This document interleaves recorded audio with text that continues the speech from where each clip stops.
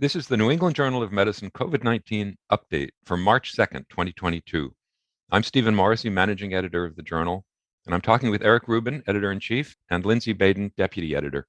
Eric and Lindsey, we know that vaccine immunity wanes over time, although that seems to be a particular issue for protection against less severe disease. And today we have a study that addresses how well vaccination does work against more mild COVID-19 and how that decreases over time. We also have an interesting thought piece about the lessons we learned about making vaccines and how we might possibly make vaccines even more rapidly for the next pandemic. But let's start with the study from the United Kingdom that looks at vaccine effectiveness against mild to moderate disease. How did this study work? Steve, this was a test negative design, a type of study we've discussed many times in the past. This study used community testing data collected between December of 2020 and October 1st of 2021. There are a few important aspects to keep in mind. During this period, Alpha was the dominant viral strain circulating until May, when the Delta variant became the dominant strain. All of these data were collected before the appearance of the Omicron variant. In the UK, two different vaccines have been used: BNT162b2, the Pfizer vaccine, which is, of course, an mRNA vaccine, and ChAdOx1 from AstraZeneca, which uses an adenovirus vector. During this time, there were no boosters given, so everyone was scheduled to get a 2-dose series. However, the timing of these doses varied considerably, as the United Kingdom did not follow the same protocol as was used in the US. The data included test results and emergency department visits. The investigators also had access to information on deaths through linkage to another registry. And what did the investigators conclude? The group studied included a large number of those who had been tested, with more than 6 million that could be linked to vaccination status. In addition, for many individuals, it was possible to use PCR data to distinguish those who were infected with Alpha from those who had Delta. For both Alpha and Delta, the mRNA vaccine was more effective than the adenovirus-based vaccine. Effectiveness against symptomatic disease declined for both vaccines, falling to about 65% for the Pfizer vaccine and below 50% for the AstraZeneca vaccine against Delta by greater than 20 weeks after vaccination. However, both were far more active in preventing hospitalization and death, and the declines for these endpoints were far less steep. This held true even for those who were older than 65, though among these older vaccinated individuals, there was a slightly higher rate of failure of the vaccine to keep people out of the hospital. Altogether, the findings of this study seem consistent with others we've already discussed. mRNA vaccines are more effective, and immunity induced by them lasts longer than with other vaccines. However, it's important to remember that while we see waning of immunity against mild disease, all vaccines work much better to prevent hospitalization and death, and that effect is more persistent. So, Eric, I think that these data highlight two important points. First, as you alluded to, there is a difference between infection and disease, or mild illness and severe illness. And I think we as a community have to come to terms with the reality that SARS-CoV-2 is unlikely to go away. So as it persists, we need to understand that it may become, or hopefully will become, more like the seasonal coronaviruses we've all become used to. There are 4 seasonal coronaviruses. Many, if not all of us, have had at least one, if not multiple infections, and we do not care. We need to start to think about how do we change SARS-CoV-2 from the feared epidemic it is to an infectious disease that we're more used to. And I think prior vaccination, prior infection are all features that diminish the severity of illness and should allow us to think about what our expectations are from our preventive modalities, particularly vaccine. And as the virus evolves and we have different variants, we may see breakthrough infections in those who have partial immunity, such as from vaccination. And we have to carefully look at the significance of these infections. And that will allow us to change our prevention strategies to protect those who are most vulnerable rather than protect all of us from any infection, which is highly unlikely. Lindsey, there may be some interesting biology here. We know that the vaccines become less able to protect against infection and less able to protect against infection with more divergent variants like Omicron. And yet, they're still able to decrease the average severity of disease, even while they're failing to protect against infection. That suggests that some sort of partial immunity or partial cross immunity in the case of different variants is enough to prevent severe infection, or that the quality of the immune response is a type that prevents severity. We've talked before about how the major immune response induced by the current vaccines is a systemic immune response rather than a mucosal immune response. And one can imagine that systemic immunity, antibody circulating, T cells circulating in the body, are better at fighting off a pathogen which is invaded, but not so good at preventing infection on a mucosal surface. So I wonder if, to some extent, this tells us something about the types of immune responses we're getting. I mean, Eric, I think there's precedent in this space. As we know, the polio virus caused devastating epidemics, severe paralysis. We have the iconic images of the large ventilator arenas to support young people who contracted polio and had paralysis, particularly of the diaphragm. What we've learned from the polio vaccine, the oral attenuated strain versus the inactivated intramuscular dosing, is that both prevented severe illness, paralysis. However, the oral vaccine decreased transient gastrointestinal infection to a greater extent than the intramuscular vaccination by a couple of weeks in terms of detectability in the stool. So that different routes of vaccination may lead to different types of immunity in different compartments. However, both vaccines highly effective against severe illness as measured by paralysis. So I think we do have to understand what colonization or transient infection without systemic illness means, and how do we come to terms with the clinical significance of that as we try to protect those who are most vulnerable.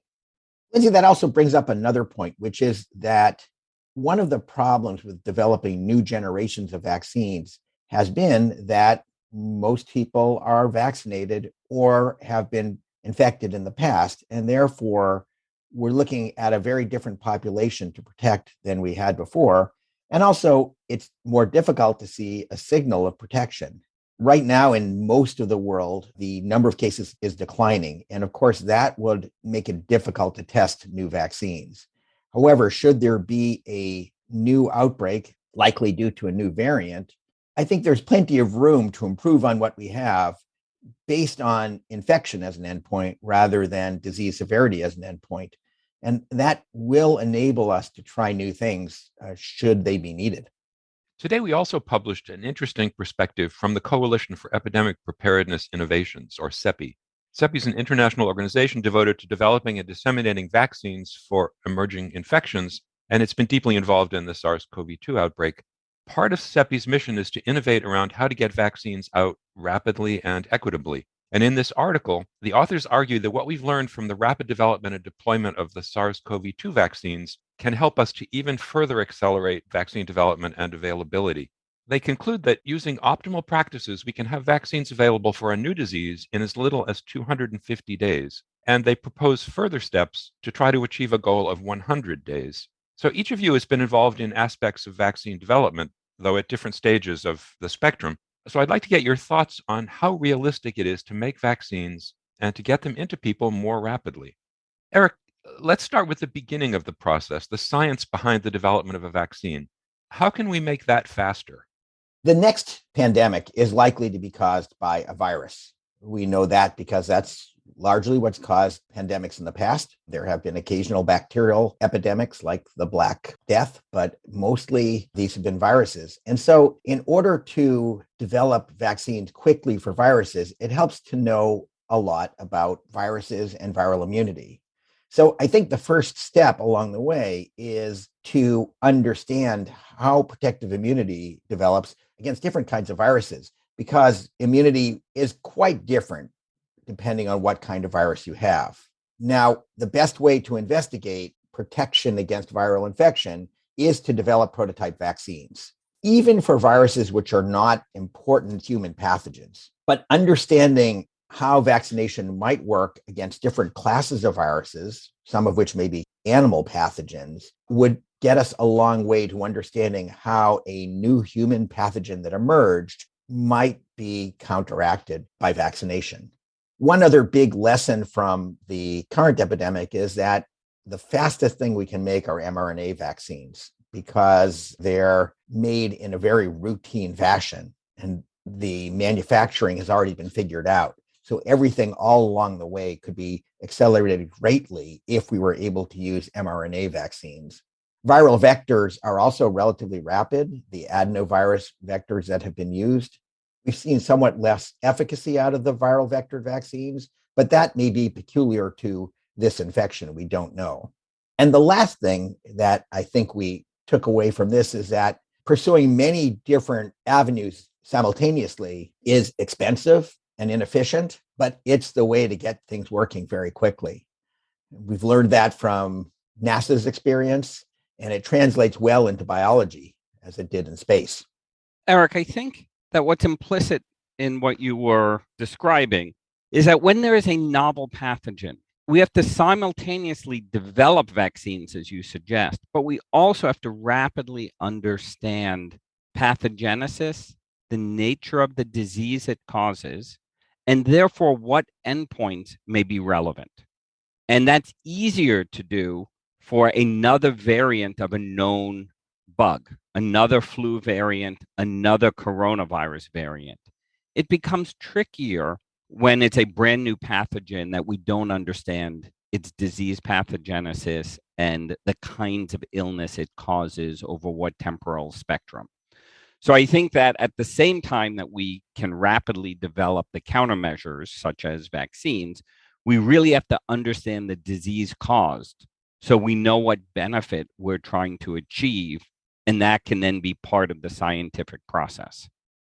Before these vaccines can get into arms or up noses, we need approval, both for the clinical trials and for broader deployment. Can that be done more quickly? I think the answer is maybe. Of course, the more we know about a class of vaccines, the better off we are. Now we have some understanding of the safety of mRNA-based vaccines, for example, and adenovirus-based vaccines because so many people have received them. So we've made a lot of progress, at least in terms of the modality of delivering vaccines that can help us weigh the risk and benefit. Of course, this is very disease specific. So for a disease like Ebola, we might be able to roll out vaccines much earlier because the safety of the vaccine is less of an issue if the disease is incredibly deadly, like Ebola, whereas a disease which produces low morbidity or little mortality would be very different, and our safety considerations would be paramount in that case. And it might take more testing for that kind of disease in order to enable us to be confident that we could go into people. For some diseases, the authors of this piece suggest that we could be deploying vaccines in crucial areas before they're approved. That happened with Ebola. They were authorized early for use in an endemic area in the setting of an outbreak, long before they could ever be approved. And that's happened during the SARS-CoV-2 epidemic as well, with early authorization followed by much later approval of vaccines. So there are avenues, I think, to accelerate the regulatory process, but we need to do that paying very close attention to vaccine safety.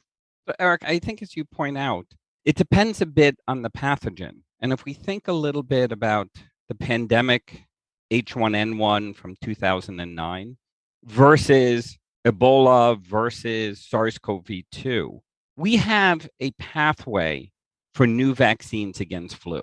And in fact, quite frequently, we update the vaccine annually or every couple of years for our routine flu vaccine.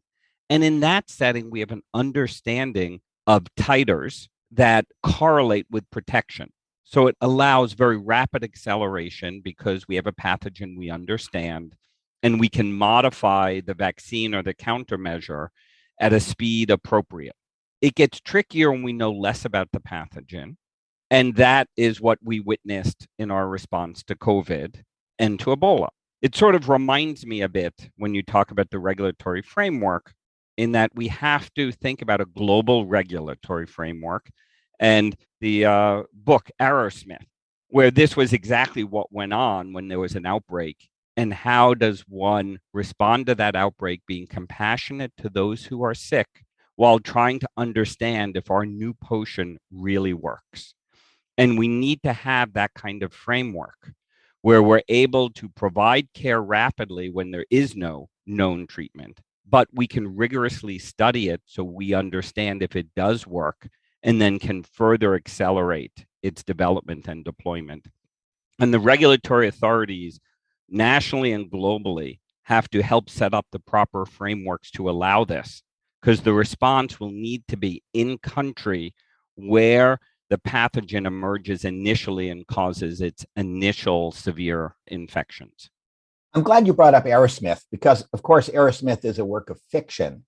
But in fact, in fiction, as in exercises, we can actually explore things that we need to think about now, even though we don't know what's coming. So I think it's crucially important to be considering these issues and taking into account what we've done before, what happened during this outbreak, what happened with the Ebola vaccine, and figuring out where we went right and where we went wrong. And I think that there are ways we can do a better job in every step along the way, including the regulatory aspects. What about testing? Can clinical trials be shorter? Can they provide better interim results? So, Steve, conducting rigorous clinical trials that provide the kind of scientific proof that we need remains a real challenge. And as the authors of this piece point out, things were done faster than they were done before in response to COVID. However, we must do it better. And how do we accelerate our clinical trials? There are several ways in which we can enhance speed. How do we power our trials? In the COVID trials, for example, initial designs were for a year to have an outcome. By doubling the sample size, one can have the time to 6 months. So an example, as Eric alluded to, which is it's an economic issue, is how much is time worth to be able to design studies that can provide the same amount of information in less time. And it is an economic consideration. How we set up safety rules, because safety is so important, to be able to have the ability to provide interim analyses, not only for futility, but to ensure there's no harm. And if there's evidence, compelling evidence of efficacy, then the trials can be stopped and those treatments can move forward. And we've witnessed a myriad of treatments for COVID that were stopped early because of efficacy. Unfortunately, some of those early stopping events did not subsequently hold up to the same efficacy level as initially seen by the DSMB. But that comes with how we monitor trials and the play of chance. We also need to think about local capacity. The clinical trials need to be done where the disease is raging. That may be locally or it may be in different parts of the world. And we have to set up the capacity to do the critical studies where the disease is occurring so that we can rapidly determine if the therapy works before it is as globally widespread as it may become. So I think there are several things we can do, Steve. There's a lot more work in this space, but I think the authors of this piece provide provocative discussion about issues we should be considering as we try to accelerate these types of studies. To expand on that a little bit, the idea of spending money is easy during a huge outbreak. And certainly many governments, particularly the US government, spent a huge amount of money to go after a moonshot, to simultaneously pursue many leads to develop a vaccine and to fund lots of simultaneous expensive clinical trials. But if we're going to be ready for the next outbreak, we're going to be having to spend money on infrastructure. One of the things that has been clear from this outbreak is that infrastructure counts and platforms for performing clinical trials are really important. Maintaining those costs money, though. And I think that we really need to consider an investment in clinical trials platforms that can be moved very quickly from whatever they're studying to important health issues of the day so that we can get things rolling early. There's no question that clinical research on COVID-19 took a while to take off, and many people were being treated.